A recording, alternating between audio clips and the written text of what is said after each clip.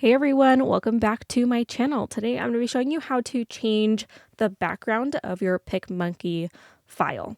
So today I'm going to be going into this copy here of my thumbnail that I use for my Discord videos. I can either edit copy or edit image. I've already created the copy, so I'm just going to click edit the image. So you can see here are the different layers that we have. So essentially the different layers are, I guess, what image, what text goes on top of what. So we've got like our background here. If I wanted this to go, let's just move this around. So I am going to put the file of the text over on top of the Discord image. Now, if I were to swap these two, drag and drop, we could do that.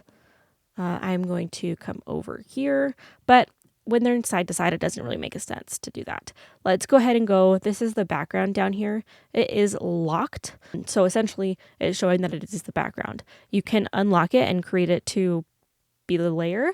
So you can put things behind it or in front of it and have it move around like you would the text or the image.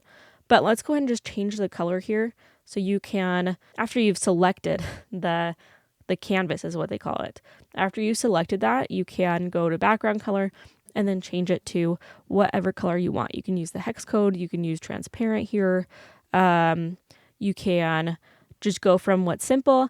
I do have some, I guess, brand color palettes that I've used for some of my other channels, but you can also use different textures here or gradients.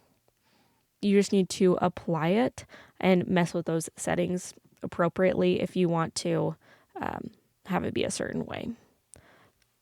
But feel free to mess around with that. Don't forget to apply your settings and save them so then you don't lose your work when you're working on an important project. But that's how you kind of change up your background in PicMonkey. I hope that you found this video helpful. If you did, be sure to give it a like, subscribe.